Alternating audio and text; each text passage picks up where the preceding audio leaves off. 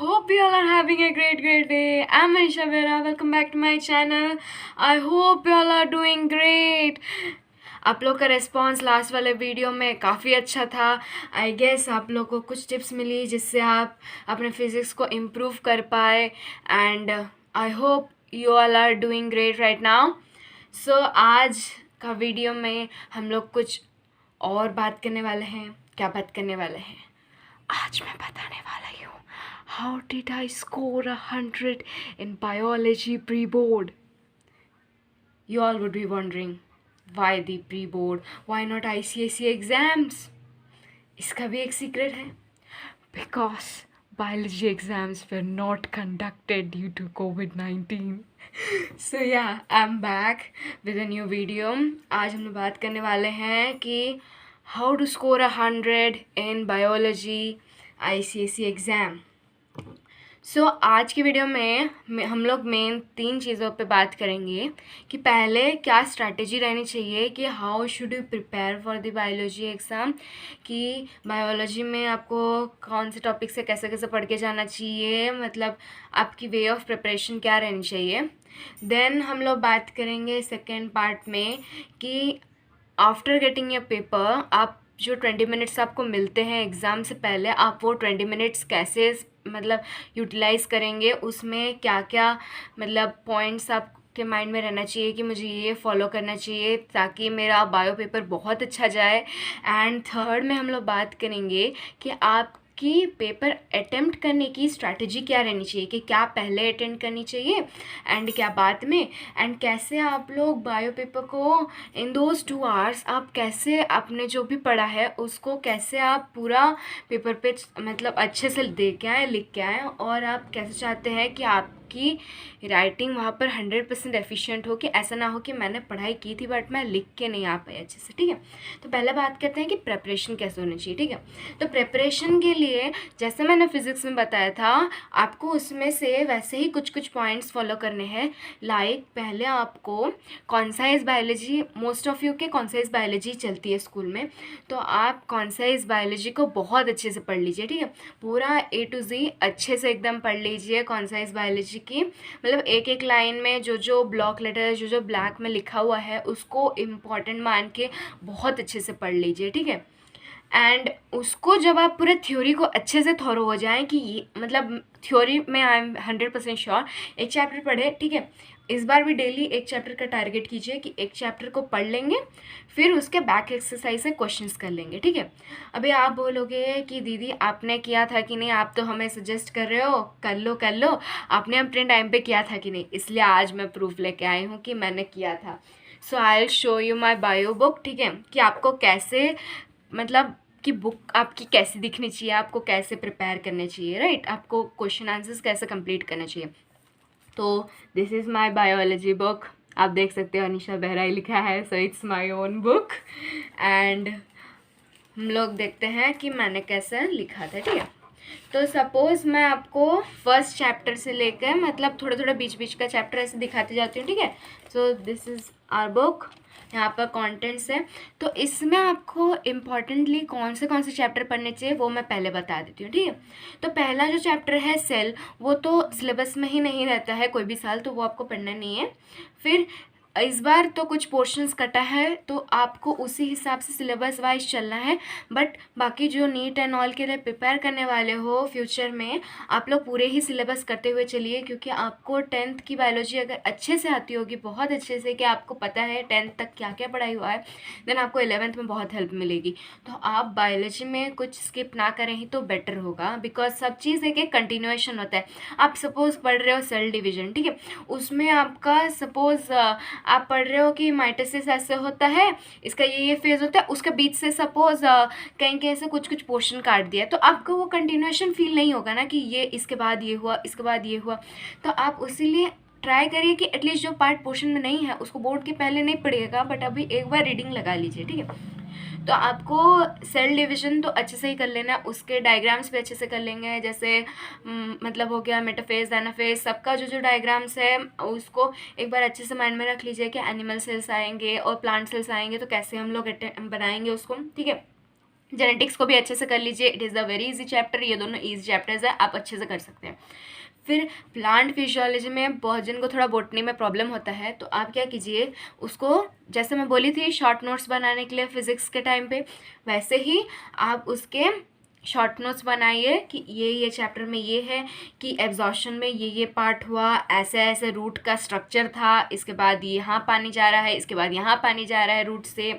फिर ट्रांसपिरेशन में भी वैसे ही कीजिए, फोटोसिंथेसिस में भी आप आराम से, जैसे लाइट रिएक्शन, डार्क रिएक्शन, ये सब के आप अगर फ्लो चार्ट से बना देंगे ना तो आपको बहुत ईजी होगा, मतलब अच्छे से आप पढ़ पाएंगे, ठीक है।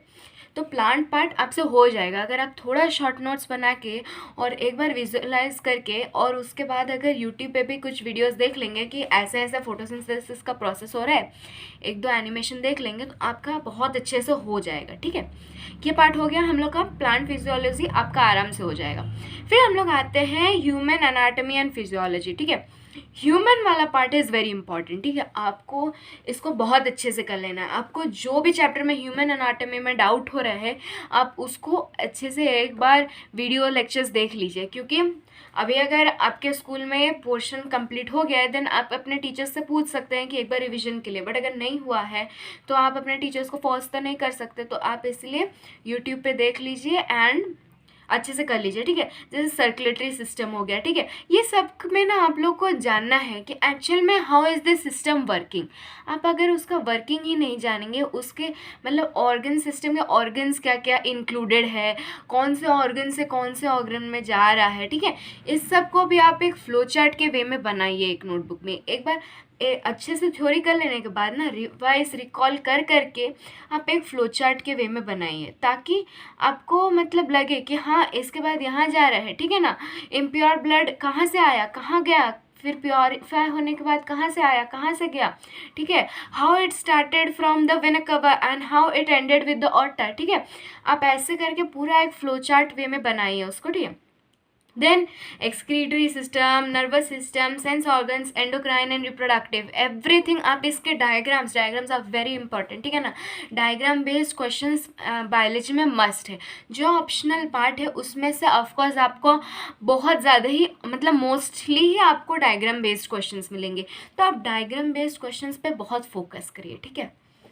फिर इसके बाद हम लोग ह्यूमन एवोल्यूशन पे आए। इससे ज़्यादा इतने ज़्यादा क्वेश्चंस नहीं बनते हैं, तो आप इसको चाहे तो बस ऑब्जेक्टिव, आपको अगर डिफ़िकल्ट लग रहा है ये चैप्टर कि इसका इतना क्रेनियल कैपेसिटी है, इसका हाइट इतना है, इसका ये वो आपको अगर याद नहीं रह रहा है, तो आप क्या कीजिए, इसको बस ऑब्जेक्टिव पॉइंट ऑफ व्यू से बस उसके मेन पॉइंट्स याद कर लीजिए एंड ऑप्शनल पार्ट में आप उसको छोड़ दीजिएगा अगर आपको अच्छे से नहीं समझ आ रहा है ये चैप्टर, ठीक है। फिर पॉपुलेशन और पोल्यूशन, ये तो सबका ही हो जाता है, these both are very very easy chapters, आपको इसमें बस एक दो बार रीडिंग लगा लेनी है फिर हो जाएगी। अब आपको प्रूफ दिखाती हूँ कि मैंने बैक क्वेश्चन आंसर सॉल्व किए थे एंड आप लोग को भी करने चाहिए। See this is the first chapter, देखिए मैंने सॉल्व किया है। देन उसके बाद see I have solved each and every question of each and every chapter, ठीक है ना। हर चैप्टर में आपका चैप्टर आप जब पढ़ रहे हैं इट शुड हैव अंडरलाइंस, ठीक है ना। इंपॉर्टेंट पॉइंट्स में ब्रैकेट्स लगा लीजिए, ठीक है। सी प्रोग्रेस चेक भी आपको सॉल्व करना है, आई हैव सॉल्व, ठीक है ना। आपको मैं प्रूफ के साथ आज बता रही हूँ कि आई have solved each and every question of each and every chapter, ठीक है। आपको पता ही चल रहा होगा, ठीक है ना। अब बीच से कोई भी चैप्टर उठा लीजिए, जैसे सर्कुलेटरी सिस्टम खुला तो आप देखिए, ठीक है ना। See I have solved each and every, your book should look like this, ठीक है ना। एकदम छोटा छोटा करके आप सारा क्वेश्चन आंसर्स लिख दीजिए। और आपको अगर चाहिए कि मैं आपको बताऊं, आपका एक डाउट क्लियरिंग सेशन हो कि मतलब कि कौन से क्वेश्चन का क्या आंसर हो रहा है, आपको डाउट लग रहा है, तो आप ज़रूर कमेंट करके बताइएगा। I will hold a doubt session जिसमें हम लोग डिस्कस कर सकते हैं all the questions and answer. Otherwise आप मेरे को पर्सनली कॉन्टैक्ट कीजिए, I will send you the photographs of my book, ठीक है। तो उसके बाद ऐसे ही आप सारे क्वेश्चन आंसर्स पूरे बुक के सॉल्व कर लीजिए, बहुत अच्छे से सॉल्व कर लीजिए, ठीक है ना।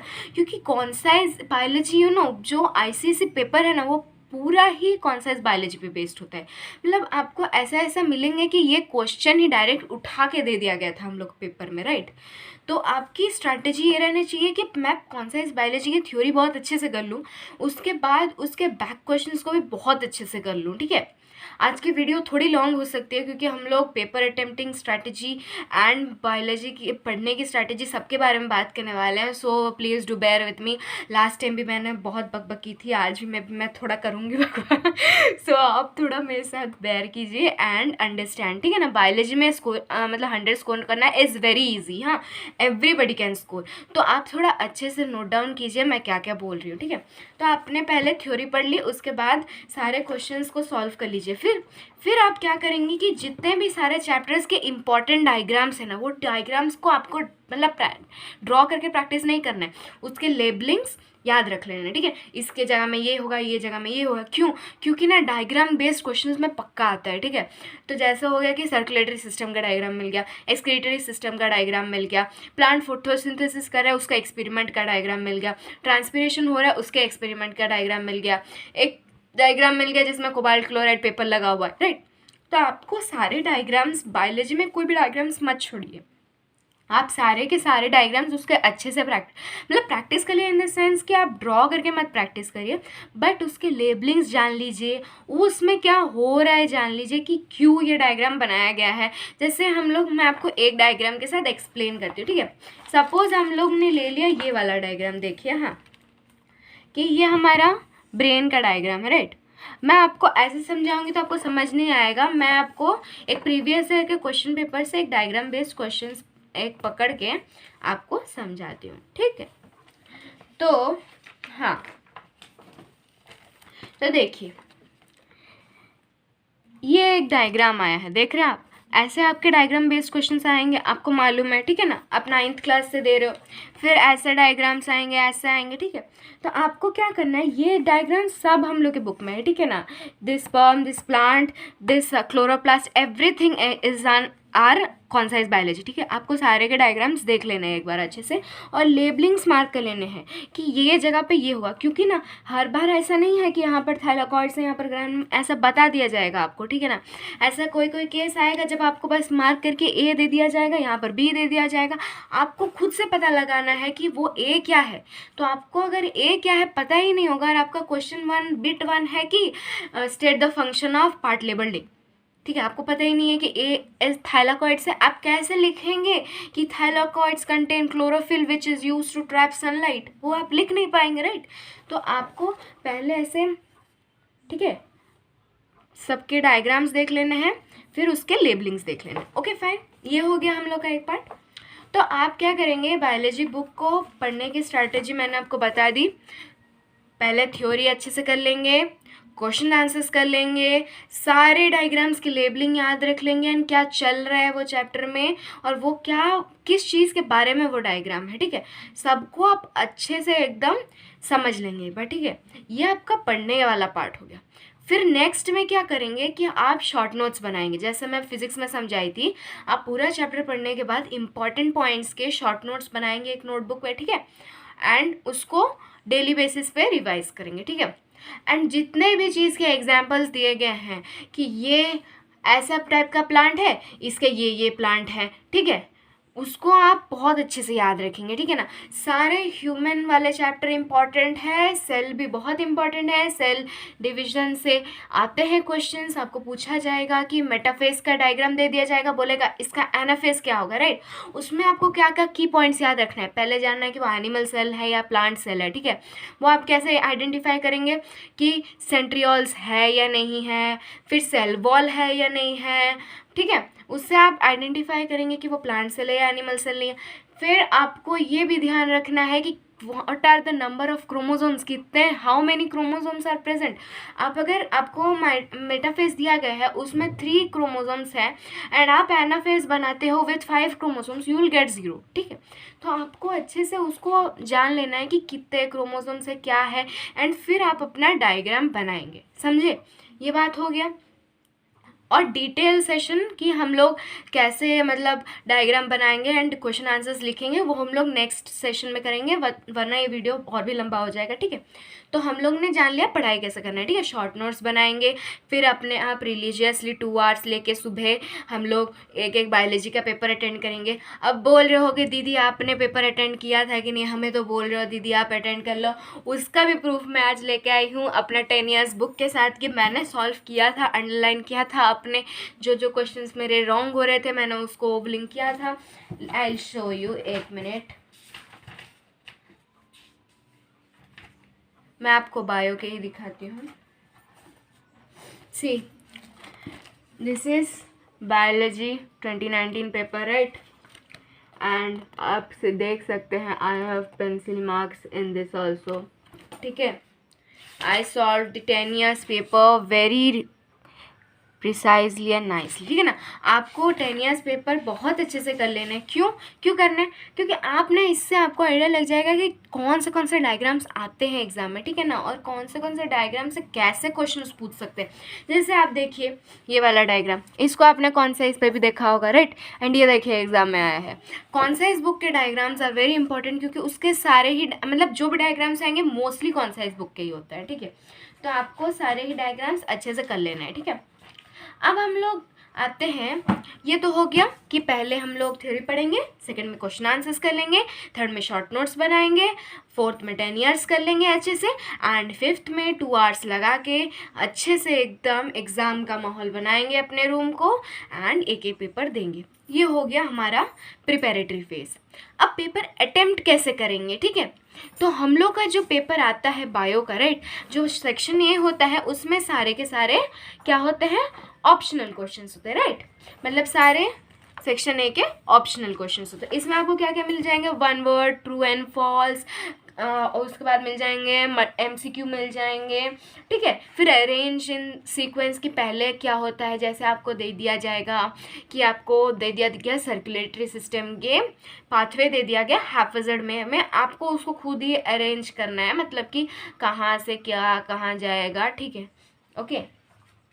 तो वो आपको दे दिया जाएगा। फिर एनालॉजी का क्वेश्चन टाइप दिया जाएगा कि कैसे दिया जाएगा, मतलब eye is to optic nerve, right, तो ईयर इज टू क्या, तो आप लिखेंगे ऑडिटरी नर्व, वैसे आपको दे दिया जाएगा, ठीक है। फिर सेकेंड पार्ट में जब हम लोग आएंगे तो सेकेंड पार्ट में हम लोग को मिलेगा क्या, सेकेंड पार्ट में हम लोग को मिलेगा डायग्राम बेस्ड क्वेश्चंस एंड क्या क्वेश्चंस, मतलब जिसके आंसर्स हम लोग को थोड़ा थोड़ा बट बायोलॉजी में मैं एक बात बताऊँ आपको ना, लंबे लंबे आंसर्स नहीं लिखने होते। क्यों बोलूँ, एक जो 5 मार्कर आते हैं, राइट, हम लोग के जो ऑप्शनल होते हैं एक बिट में, मतलब एक क्वेश्चन में 2 पार्ट्स होते हैं, 5 मार्क ईच के।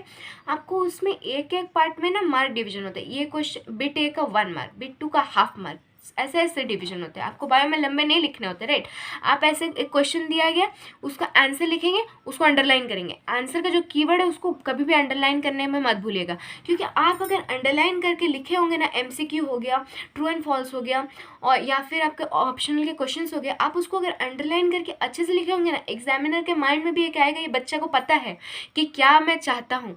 तो आपका अगर वैसे लिखे होगे ना, वो एग्जामिनर के लिए भी ईजी होगा, वो डायरेक्ट ऐसे टिक टिक टिक टिक मार्क दे दिया 10 आउट ऑफ 10। अगर आप ऐसा पूरा हैपजेड घुसा उसा कि ये आंसर है वो आंसर, उसको भी सोचना पड़ेगा क्या है बच्चा ने लिखा है, उस चक्कर में मे भी आपका की पॉइंट जो आपने लिखा होगा बट वो मिस कर देगा एंड आपको मार्क नहीं मिलेंगे उसमें, ठीक है। तो आप अंडरलाइन करके अच्छे से लिखिए, राइट। तो अभी जो सेकेंड वाला पार्ट आता है उसमें 6 क्वेश्चंस होते हैं, राइट।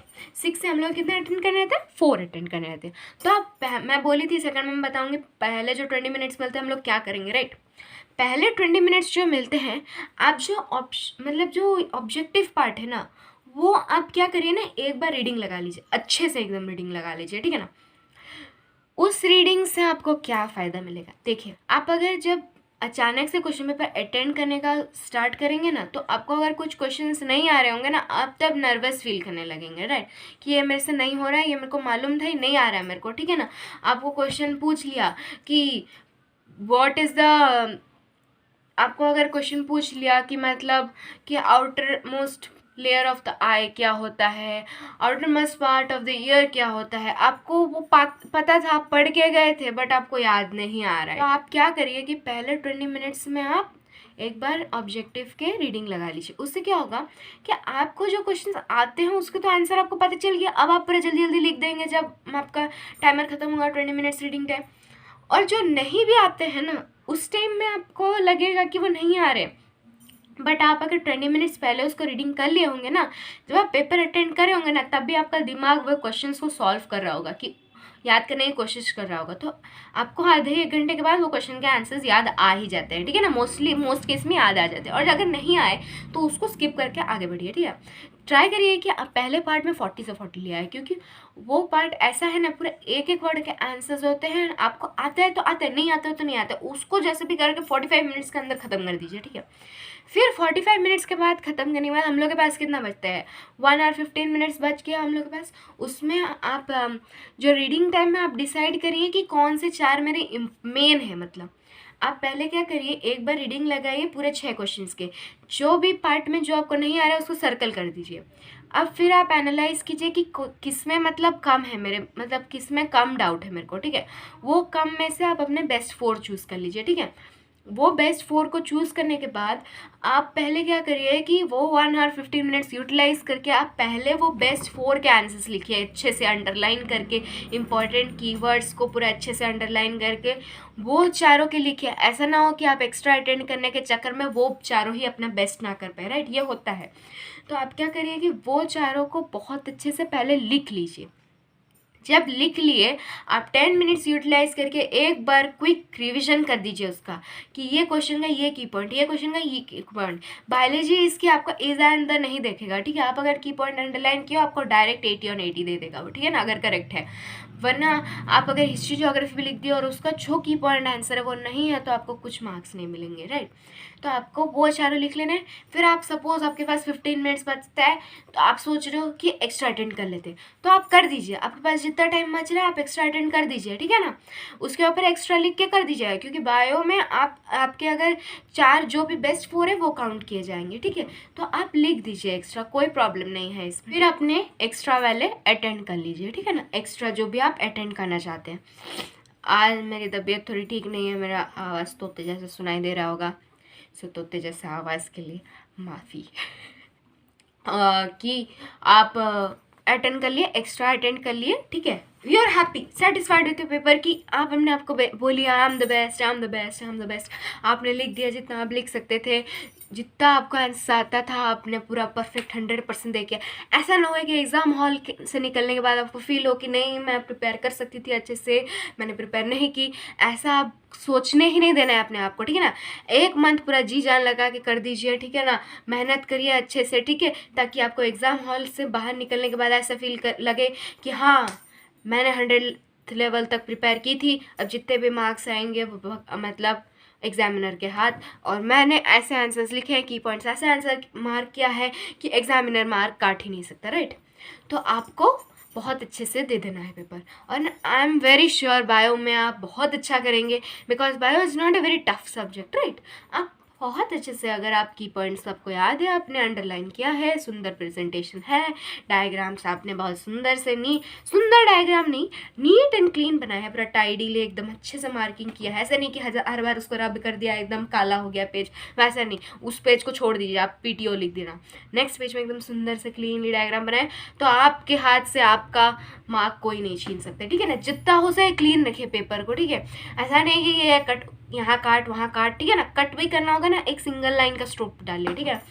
फिर पूरा नीट एंड टाइडी पेपर दीजिए, एग्जामिनर जैसे उसको एग्जामिनर देख के ही उसका दिल गार्डन हो जाए आपका पेपर देखते ही हुए, एंड उसको लगे कि ये बच्चे को तो मार्क्स दे ही देना है, पूरा इतना अच्छा है प्रेजेंटेशन है, राइट। पूरा अच्छे से लिख दीजिए पेपर। फिर पहले आपने प्रिपेयर कर लिया, 20 मिनट्स अच्छे से यूटिलाइज कर दिए एग्ज़ाम के दिन, फिर जाके अच्छे से पेपर दे दिया, एग्ज़ाम हॉल से निकले, यू आर वेरी हैप्पी कि आई गिव माई 100%, हमने सारा ही लिख लिया। देन खुशी खुशी आई है, अपने आप को रिवॉर्ड दीजिए, आइसक्रीम खाइए, जो खाना है खाइए, आपकी मर्ज़ी, फिर एंजॉय करिए। एंड ये लास्ट 2 मंथ्स अच्छे से प्रिपेयर कर लीजिए ताकि आपको बाद में रिग्रेट ना हो। So I hope you all enjoyed my video. आपको कुछ नया ट्रिक्स या फिर टिप्स ट्रिक्स तो मैंने दिया ही नहीं कुछ आज की वीडियो में। टिप्स जो मैंने बताया कि मैंने कैसे प्रिपेयर किया था। मेरे प्री बोर्ड में 100 आउट ऑफ 100 आए थे बायो में, एंड बोर्ड एग्ज़ाम्स हमारे कंडक्ट नहीं किए गए थे बायो में, नॉर्मलाइज करके मार्क्स दिए गए थे। सो उसके मार्क्स बताने के कुछ फ़ायदे नहीं रखते हैं, बिकॉज एग्ज़ाम ही नहीं हुआ। तो या आप अच्छे से प्रिपेयर करिए, and I hope each one of you do very well in your biology exam, score high marks and come out with flying colours, and enjoy your day, enjoy your last preparatory phase कि अभी जी जान लगा देना है, अभी तो time है, पढ़ लेते हैं, फिर बोर्ड के बाद एंजॉय करेंगे। एंड सच बात बताओ, इतना भी एन्जॉयमेंट नहीं होता है। 1-2 मंथ में 11th की प्रिपरेशन स्टार्ट हो जाती है, एंड फिर मेरे जैसे दुखद हाल हो जाएगा आपका। सो एन्जॉय ना, एंड कुछ भी बर्डन मत समझिए अपने आप, अपने पढ़ाई को। Bio is a very interesting subject. आप एक बार तो बायो को दिल दे के देखिए, फिर देखिएगा कि बायो में आपको कितना मज़ा आता है, ठीक है। एंड ऐसा बहुत कम जन होंगे जिनको बायो पसंद नहीं होगा। सो yeah enjoy, study hard, and all the very best for your ICSE board exams. And जब भी आपके एग्ज़ाम्स हो, आई विश यू लक, आप बहुत अच्छा करके आए, and enjoy and study hard and study smart, ठीक है ना। जैसे आएगा पेपर पैटर्न, आपको मालूम है कैसे आने वाला है, आप वैसे ही वे में प्रिपेयर करते हुए चलिए, राइट। तो आपको अगर कुछ नेक्स्ट वीडियो आप कौन से सब्जेक्ट पे चाहते हैं, डू कमेंट डाउन बिलो, ठीक है। मेरे चैनल पे न्यू है तो सब्सक्राइब कर दीजिए, बेल आइकन को भी दबा दीजिए, ताकि नेक्स्ट टाइम मैं जो भी वीडियो के साथ आओ, आई डोंट नो कौन से टॉपिक पे होगा, कि कौन से टाइप का वीडियो होगा, because my videos are very random, कुछ वीडियो कभी भी आ सकता है। So yeah enjoy a lot, study hard, and do like, comment, share with your ICSE जो एग्ज़ाम देने वाले हैं अपने फ्रेंड्स के साथ, एंड कमेंट डाउन बिलो कि आपको कौन से सब्जेक्ट के नए स्ट्रैटेजी चाहिए next. Okay, bye bye, thank you for watching, and thank you for watching and listening to my buck for so long. Thank you. All the best for your bio exams, and I hope you do well in your pre-boards as well as ICSE board exams. Thank you.